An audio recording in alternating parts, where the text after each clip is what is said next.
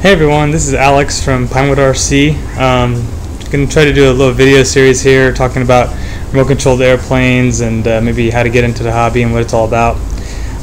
First thing I want to talk about is just the kind of planes we fly. They're what are called park flyer type planes, where, you know, as the name suggests, you can fly it in a park. Usually they're less than 60 mile an hour top speed, less than 36-inch wingspan. They're foam primarily, although you can see balsa wood planes as well, but I like the foam. A lot, easier to work with, very forgiving. And as you can see, I got a few planes out here. I kind of wanted to show a range of what's possible in the hobby. But first I want to kind of go over some of the common questions I get when I'm out flying. And it's funny because no matter who you talk to, it seems like it's generally the same types of questions you get from everybody. First one being, is the plane gas or electric? And easy answer for that is electric. They use these lithium polymer batteries. I don't really like the idea of a gas airplane just because I don't want to send some sort of combustible fuel up into the air. I just don't trust even the good electronics on these things enough to risk putting something like that in the air, and I don't really have a large area to fly in where that's what you would need for a gas or nitro airplane. So yes, they're definitely electric. Next question I get, probably the most often here, is how far does it go and how fast does it go? The controller I use here, this is a Turnigy 9X. This has got a range of, probably a couple thousand feet. At least that's about what's advertised. But to be honest, it's going to fly further than you can see it. The radio is going to go further than your eyes are going to be able to go to. So that's never really going to be an issue, especially with the planes of these sizes. You're not gonna run out of radio range in most cases unless you have some sort of interference. As far as speed, like I said, generally these park flyers tend to be under 60 miles an hour. However, they may go up even to 100 or slightly past that. It just depends on what kind of setup you have. But typically, you're going to be in the 40 to 60 mile an hour range for these types of planes, and maybe even slower. Next question is how much? Well, and again, that kind of depends on which direction you decide to go. I have some examples here of scratch build airplanes, and I also have here at the end a kit, which is similar to what you might see at a hobby store. The kits, they can range quite a bit in price. I mean, you're probably looking at least $100 to get a foam kit like this. And they can go up to $400, $500, $600, $700. Depends on how much you want to spend, really, and what kind of features you want. The scratch built route is something I've liked a lot because you can really start out very cheap. I'd say your average scratch build, something like this F-18 over here, with electronics and a decent radio, you're probably looking at maybe $200, kind of the entry fee. A lot of that is the radio.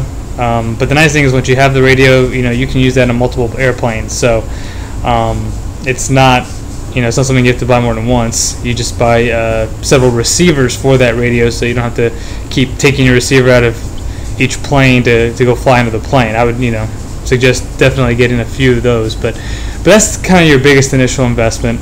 The airframes, I make them out of the dollar store foam, so it's very cheap. And then the electronics, typically on these types of setups, add up to about $50 to $70 to $100. So a lot of that depends on what kind of battery you want, what kind of power system you're running. But I'd say a good number to aim for is probably the $150 to $200 range. On either the scratch build or the kits. The kits, you can get ready to fly.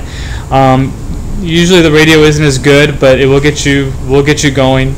Again, if you spend $100 on a decent kit without a radio, and then you get the Turnigy radio, you still are in about $200. So that's kind of the range we're looking at. Though once you get the radio, though, to add extra planes after that, especially if you're doing the scratch build route, is actually relatively cheap. Then you're looking at more like maybe $50 per plane.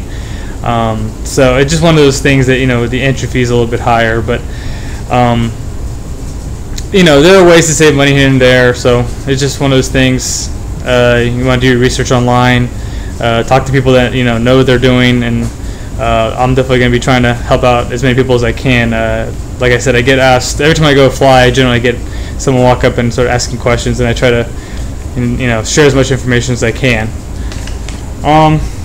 And then the last question I get is where to get them. And again, if you do the scratch build route, your materials, you're going to get that primarily from your local department stores and hobby stores. For your foam, you're going to get that from Dollar Tree.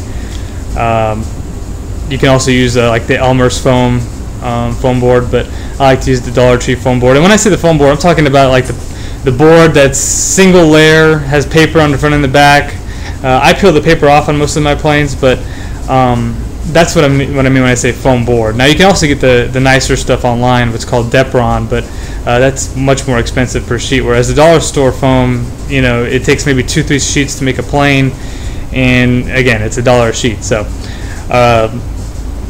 as far as the kits, then you're gonna be going to a hobby store or online. You got Amazon.com. You got lots of hobby stores online to get these types of things from. So it just depends on what you're looking for.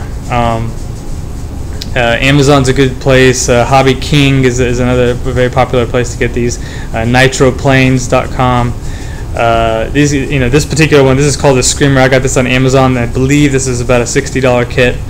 So there's an example of something it's a little bit on the cheaper end, but it was not complete. I did have to add a little bit of electronics, and it did not come with a radio or anything like that. But you're looking at hobby or craft stores for either for build materials or the actual kits and the planes, and obviously online. You got eBay and options like that, but I find that the eBay prices aren't really much better than the local hobby store prices, which are a bit higher than some of the online hobby store prices.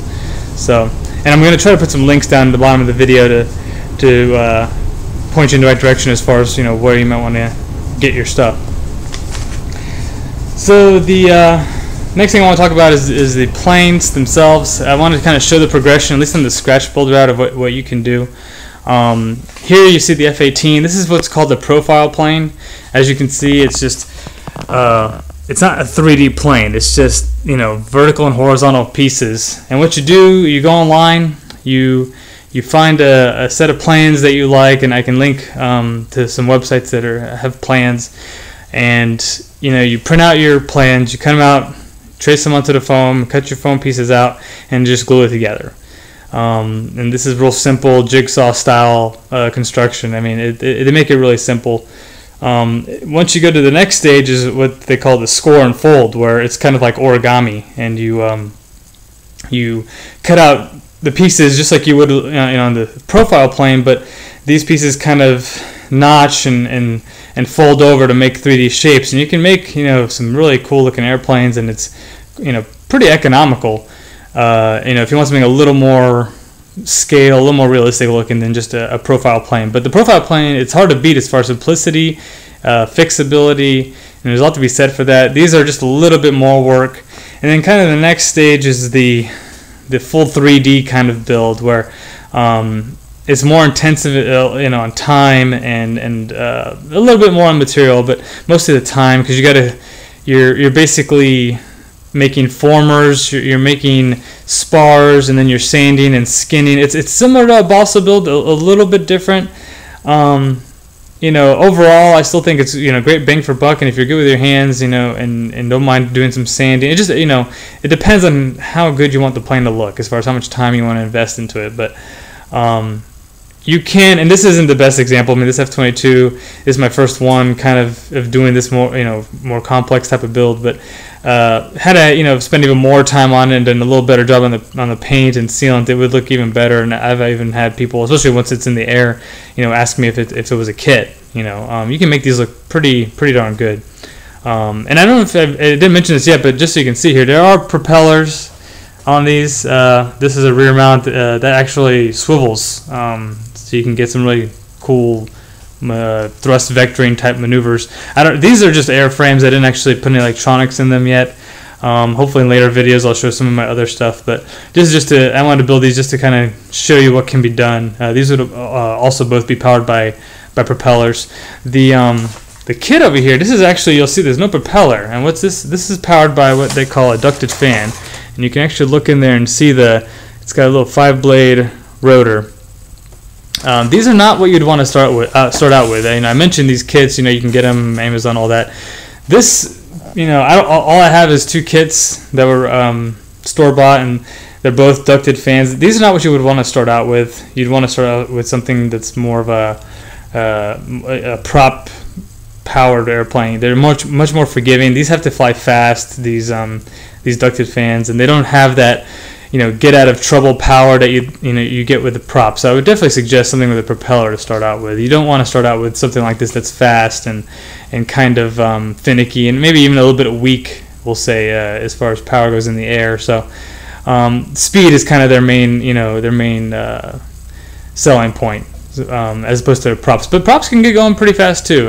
Some of my fastest planes have been prop powered. All right. The last thing I want to talk about is just what I'm going to mention in future videos. My next one, I'm hoping to talk about just kind of the basics of flight and how that works. I'm trying not to bore anyone, so I'm not going to get too much into detail. I just kind of want to talk about some of the basics of flight, the basics of the controls. It's good to have a bit, just a low-end understanding of how that works, so when you're flying, you don't get as many surprises. And then after that, I intend to kind of go into the parts of the RC aircraft, the individual electronic components, and talk about that, and then getting started. Probably with the store-bought first, and then we'll talk about scratch build. The scratch build will be kind of its own little, several series of videos just to talk about that, because there's a lot to consider when you're doing a scratch build. I'm just kind of scratching the surface here, but and just so you can see, I wanted to also show these are what the plans will look like. This is a B-2 bomber base type airplane. This is from the RC Foam Fighters website. This is just kind of a layout showing how, when you print out all the pieces, how it'll eventually go together. You can go to like a Kinko's or an Office Max and get these printed out full size in one swoop, but I find it's just easier just to print them out on my home printer and then just tape the pieces together just to get my my actual component cutouts. So wanted to show you that, and I think I'll end this here. Hopefully you guys like this. I'm hoping to make a few more of these if people are interested, and we'll see how it goes. All right, till next time, thanks.